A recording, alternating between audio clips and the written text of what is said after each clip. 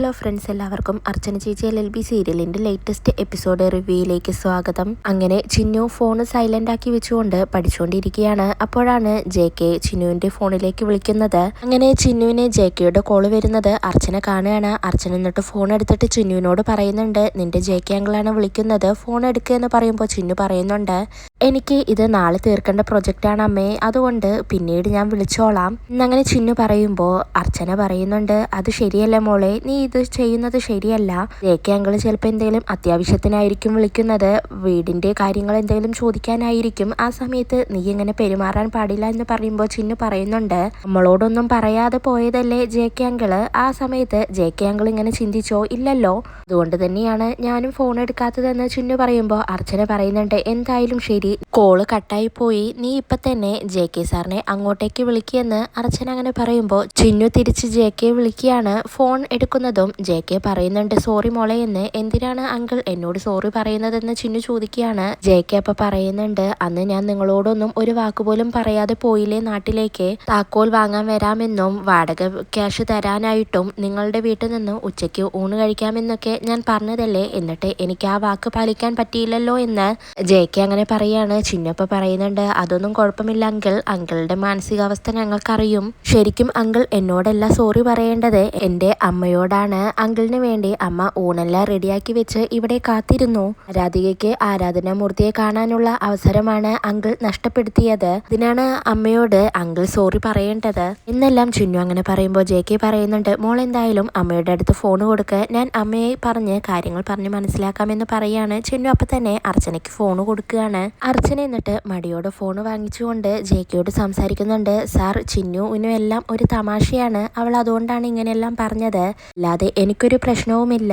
സാമുൽ സാറിന്റെ കയ്യിൽ ഞാൻ താക്കോല് കൊടുത്തിട്ടുണ്ട്, വീടെല്ലാം ക്ലീൻ ചെയ്തിട്ടിരിക്കുകയാണ് എന്നൊക്കെ അർച്ചന അങ്ങനെ പറയുമ്പോൾ JK പറയുന്നുണ്ട്, ആ സാർ എനിക്ക് താക്കോല് തന്നിരുന്നു എന്നങ്ങനെ JK പറയുമ്പോൾ അർച്ചന ചോദിക്കുന്നുണ്ട്, സാറിന്റെ അമ്മയ്ക്ക് എങ്ങനെയുണ്ടെന്ന്. JK ഇപ്പൊ പറയുന്നുണ്ട്, അമ്മയ്ക്ക് ഇപ്പൊ കുഴപ്പമൊന്നുമില്ല, ഞാനിപ്പോ അമ്മയുടെ അടുത്തില്ലാത്തതിന്റെ ദുഃഖം മാത്രമേ അമ്മയ്ക്കുള്ളൂ, വേറെ പ്രശ്നമൊന്നുമില്ല എന്ന് JK അങ്ങനെ പറയുമ്പോൾ അർച്ചന പറയുന്നുണ്ട്, ആ അമ്മയെ ഒരിക്കലും ദുഃഖിപ്പിക്കരുത് സാർ, അമ്മ ജീവിച്ചിരിക്കുമ്പോൾ അമ്മയുടെ വില നമുക്കൊന്നും മനസ്സിലാവില്ല, അമ്മ പോയി കഴിഞ്ഞാലേ അതിന്റെ വില നമുക്കറിയൂ, ഞാനും അങ്ങനെ അനുഭവിച്ചതാണ് എന്നെല്ലാം അർച്ചന അങ്ങനെ പറയുമ്പോൾ ഇതെല്ലാം കേൾക്കുന്ന JKക്ക് ആ വാക്കുകൾ വല്ലാത്തൊരു ഫീൽ നൽകുകയാണ്. അങ്ങനെ അർച്ചന ചിന്നുവിന് ഫോൺ കൊടുക്കുകയാണ്. JK അപ്പൊ ചിന്നുവിനോട് പറയുന്നുണ്ട്, മോളുടെ അമ്മ നന്നായി സംസാരിക്കുന്നുണ്ടല്ലോ, നല്ല വായനാശീലം ഉണ്ടല്ലേ എന്ന് ചോദിക്കുമ്പോൾ ചിന്നു പറയുന്നുണ്ട്, അങ്കിളിന്റെ ബുക്കുകളാണ് അമ്മ അധികം വായിക്കാറ്, പിന്നെ എങ്ങനെയാണ് സംസാരിക്കാതിരിക്കുന്നത് എന്നങ്ങനെ ചോദിക്കുകയാണ്. JK അപ്പൊ പറയുന്നുണ്ട്, അവിടെ വരുമ്പോൾ എല്ലാവരെയും പരിചയപ്പെടാം, ഗുഡ് നൈറ്റ് എന്ന് പറഞ്ഞ് JK അങ്ങനെ ഫോൺ കട്ട് ചെയ്യുകയാണ്. പിന്നീട് ചിന്നു അങ്ങനെ അർച്ചനയെ കളിയാക്കുകയാണ്. പിറ്റേ ദിവസം രാവിലെ ചിന്നു കോളേജിലേക്കും അർച്ചന ഓഫീസിലേക്കും ഇറങ്ങുന്ന സമയത്ത് ഉമ്മറത്ത് നിന്ന് മഞ്ജു അങ്ങനെ ഫോണിൽ രുക്കുവിനോട് സംസാരിച്ചുകൊണ്ടിരിക്കുകയാണ്. അപ്പോഴാണ് അങ്ങോട്ടേക്ക് അർച്ചനയും ചിന്നുവും വരുന്നത്. മഞ്ജു അപ്പൊ തന്നെ ഫോൺ കട്ട് ചെയ്യുന്നുണ്ട്. അർച്ചന അപ്പൊ ചോദിക്കുന്നുണ്ട്, ആരാ വിളിച്ചത് മഞ്ജു എന്ന്. മഞ്ജു അപ്പൊ പറയുന്നുണ്ട്, രുക്കു ആയിരുന്നു ചേച്ചി വിളിച്ചത്, ഇവിടെ എല്ലാവരും ട്രെയിനിങ് ക്യാമ്പിലേക്ക് അച്ചുവിനെ കാണാൻ പോയ കാര്യങ്ങൾ അവൾ വിളിച്ചു പറയുകയായിരുന്നു, നമുക്ക് മാത്രമാണ് അച്ചു പെർമിഷൻ തരാതിരുന്നത്, ഇത് കാണാൻ പോവാൻ അച്ചുവിന് ഒരു ബുദ്ധിമുട്ടും ഉണ്ടായിരുന്നില്ല എന്ന് മഞ്ജു അങ്ങനെ പറയുമ്പോൾ ചിന്നുവിന് ഒരുപാട് സങ്കടാവുന്നുണ്ട്. അർച്ചനയാണെങ്കിൽ തലേ ദിവസം വിമലയെ കണ്ട് വിമല പറഞ്ഞ കാര്യങ്ങളെല്ലാം അപ്പൊ അങ്ങനെ ഓർക്കുകയാണ്. അർച്ചന എന്നിട്ട് മഞ്ജുവിനോട് ചോദിക്കുന്നുണ്ട്, രുക്കുവിനെ നീ അങ്ങോട്ടേക്ക് വിളിച്ച് ഇത് ചോദിച്ചതാണോ എന്ന് ചോദിക്കുമ്പോൾ മഞ്ജു പറയുന്നുണ്ട്, അല്ല ചേച്ചി, അവൾ എന്നെ ഇങ്ങോട്ട് വിളിച്ചതാണ്, അവൾ ഇടയ്ക്ക് വിളിച്ച് ഇവിടുത്തെ വിശേഷങ്ങളെല്ലാം ചോദിക്കും, ഇവിടുന്ന് എന്തെങ്കിലും കിട്ടുമോ എന്നറിയാൻ വേണ്ടിയിട്ടാണ് എന്ന് മഞ്ജു പറയുമ്പോൾ അർച്ചന ചോദിക്കുന്നുണ്ട്, അതൊക്കെ പോട്ടെ, അവര് അച്ചുവിനെ കാണാൻ പോയിട്ട് എന്താണ് അച്ചുവിന്റെ വിശേഷങ്ങൾ, ഒക്കെ നിന്നോട് പറഞ്ഞിട്ടുണ്ടാവുമല്ലോ, എന്താണ് പറഞ്ഞതെന്ന് അർച്ചന അങ്ങനെ ചോദിക്കുമ്പോൾ മഞ്ജു പറയുന്നുണ്ട്, അച്ചുവിന് അവിടെ നല്ല സുഖമാണ്, അവനൊരു കുഴപ്പവുമില്ല, അവൻ അവരെ കാണാനായിട്ട് കാത്തിരിക്കുകയായിരുന്നു എന്നൊക്കെയാണ് രുക്കു എന്നോട് പറഞ്ഞത്. ഇതെല്ലാം കേട്ട് ചേച്ചിക്ക് വിഷമമൊന്നുമില്ലേ, ചിന്നുവിന് നല്ല സങ്കടം ഉണ്ടല്ലോ എന്ന് മഞ്ജു അങ്ങനെ ചോദിക്കുകയാണ്. അച്ഛനപ്പ പറയുന്നുണ്ട്, ഇതെല്ലാം കേട്ടിട്ട് ഞാൻ എന്തിനു സങ്കടപ്പെടണം മഞ്ജു, അവൻ വെറുതെ സങ്കടപ്പെട്ടത് കൊണ്ട് എന്താവാനാണ്, അവനല്ലേ നമ്മളെ കാണാൻ തോന്നേണ്ടത്, ആരെയും ഒന്നിനും നിർബന്ധിക്കാൻ കഴിയില്ലല്ലോ എന്ന് പറഞ്ഞ് ചിന്നുവിനെയും വിളിച്ചുകൊണ്ട് അർച്ചന അവിടെ നിന്നും പോവുകയാണ്. അർച്ചനയും ചിന്നു അങ്ങനെ വണ്ടിയിൽ കയറാനായി പോകുമ്പോൾ ചിന്നു വീണ്ടും സങ്കടത്തോടെ അച്ചുവിന്റെ കാര്യങ്ങൾ അർച്ചനയോട് അങ്ങനെ പറയുകയാണ്. അർച്ചന ഇപ്പൊ പറയുന്നുണ്ട്, നിനക്ക് നിന്റെ കുഞ്ഞമ്മാവന്റെ കാര്യങ്ങളല്ലേ അറിയേണ്ടത്, പോകുന്ന വഴി ഞാൻ എല്ലാം പറഞ്ഞു തരാമെന്ന് പറയാണ്. അങ്ങനെ സ്കൂട്ടി സ്റ്റാർട്ട് ചെയ്യുന്നുണ്ടെങ്കിലും അത് സ്റ്റാർട്ട് ആവുന്നില്ല. ഒഴിക്കും ഇത് കണ്ട് മഞ്ജുവും അങ്ങോട്ടേക്ക് വരികയാണ്. അന്നപ്പ പറയുന്നുണ്ട്, ഈ വണ്ടിക്ക് എപ്പോഴും കംപ്ലൈന്റ് ആണല്ലോ അമ്മേ, ഇത് കൊടുത്തിട്ട് നമുക്ക് മറ്റൊന്ന് വാങ്ങാമെന്ന് പറയാണ്. മഞ്ജു അപ്പൊ ചോദിക്കുന്നുണ്ട്, എന്താണ് ചേച്ചി വണ്ടി സ്റ്റാർട്ട് ആവാത്തത്, ഒരു കാര്യത്തിന് വേണ്ടി ഇറങ്ങിയപ്പോ ശകുനപ്പിഴയാണല്ലോ, കോടതിയിൽ കേസ് വല്ലതുണ്ടോ എങ്കിൽ അത് തടസ്സമാവുമെന്ന് മഞ്ജു അങ്ങനെ പറയുമ്പോ അർച്ചന പറയുന്നുണ്ട്, തടസ്സമാവാൻ ഇന്ന് കോടതിയിൽ കേസൊന്നുമില്ല, അനന്തനോട് നീ എന്തായാലും ഈ വണ്ടി ഒന്ന് വർക്ക്ഷോപ്പിൽ കൊണ്ടു കൊടുക്കാൻ പറയേ, ഞങ്ങൾ എന്തായാലും ഒരു ഓട്ടോയിൽ പോയിക്കോളാം എന്ന് പറഞ്ഞ് ചിന്നുവിനെയും വിളിച്ച് അർച്ചന അവിടെ നിന്നും പോവുകയാണ്. അതിനുശേഷം JK ആണെങ്കിൽ പാപ്പച്ചനെ വിളിച്ചു വരുത്തുന്നുണ്ട്. എന്നിട്ട് മേനോൻ സാറിന്റെ വീടിന്റെ താക്കോല് പാപ്പച്ചനെ ഏൽപ്പിക്കുകയാണ്.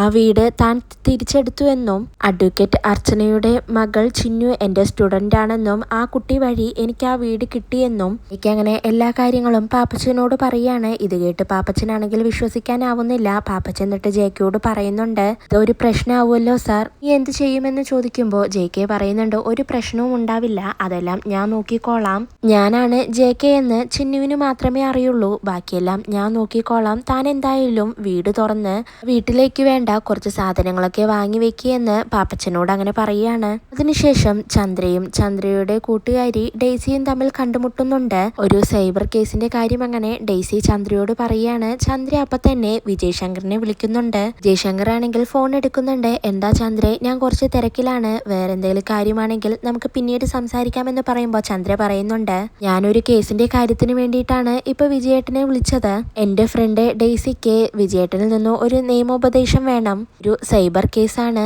അത് വിജയേട്ടൻ ഏറ്റെടുക്കോ ഇല്ലേ എന്ന് അവൾക്ക് സംശയം, അതുകൊണ്ടാണ് ഞാൻ വിജയേട്ടനെ ഇപ്പൊ തന്നെ വിളിച്ചത്, ഞാൻ അവളെയും വിളിച്ചുകൊണ്ട് ഓഫീസിലേക്ക് വരട്ടെ, വിജയേട്ടൻ ഓഫീസിലുണ്ടോ എന്ന് ചോദിക്കുമ്പോൾ വിജയ് ശങ്കർ പറയുന്നുണ്ട്, ആ ഉണ്ട്, എങ്കിൽ പിന്നെ നേരിട്ട് തന്നെ സംസാരിക്കാം, അവരെ വിളിച്ചുകൊണ്ട് വായു എന്ന് പറഞ്ഞ് ഫോൺ കട്ട് ചെയ്യാണ്. പിന്നീട് ചന്ദ്രയാണെങ്കിൽ ശരി നമുക്ക് വിജയേട്ടൻ വരാൻ പറഞ്ഞു, ഓഫീസിലേക്ക് പോവാമെന്ന് ഡെയ്സിയോട് അങ്ങനെ പറയുകയാണ്. ഡെയ്സി അപ്പോൾ വിജയ് ശങ്കറിന്റെ കേസുകളെ കുറിച്ചുള്ള കാര്യങ്ങളെല്ലാം ചോദിക്കുന്നുണ്ട്. ഇതെല്ലാം കേട്ട് ചന്ദ്രയാണെങ്കിൽ വിജയ് ശങ്കറിനെ പൊക്കി പറയുകയാണ് ഡെയ്സിയുടെ അടുത്ത്. അങ്ങനെ ചന്ദ്രയും ഡെയ്സിയും കൂടി വക്കീൽ ഓഫീസിലേക്ക് എത്തുകയാണ്. അങ്ങനെ അവര് വിജയ് ശങ്കറിന്റെ ഓഫീസിലേക്ക് പോകുന്ന വഴിയാണ് അർച്ചനയുടെ ഓഫീസിലേക്ക് ചന്ദ്ര നോക്കുന്നത്. അർച്ചനയുടെ ഓഫീസിൽ വസു മാത്രമാണുള്ളത്. ചന്ദ്ര പോകുന്ന വഴിക്ക് തന്നെ ഡെയ്സിയെ വിളിച്ചുകൊണ്ട് അർച്ചനയുടെ ഓഫീസിലേക്ക് കയറുകയാണ്. എന്നിട്ട് ഡെയ്സി കേൾക്കാനായി അർച്ചനയുടെ ഓഫീസിനെ കുറിച്ചും അർച്ചനയ്ക്ക് കേസുകളൊന്നും കിട്ടുന്നില്ലെന്നും പറഞ്ഞ് തരം താഴ്ത്തി സംസാരിക്കുകയാണ് ചന്ദ്ര. ഇതെല്ലാം കേട്ട് വസുവിനാകെ ദേഷ്യം വരുന്നുണ്ട്. വസു തിരിച്ചും പറയുന്നുണ്ട് ചന്ദ്രയോട്. അപ്പോഴാണ് ഇതെല്ലാം കേട്ടുകൊണ്ട് അർച്ചന അങ്ങോട്ടേക്ക് വരുന്നത്. ഇതോടെയാണ് ഇന്നത്തെ എപ്പിസോഡ് അവസാനിക്കുന്നത്.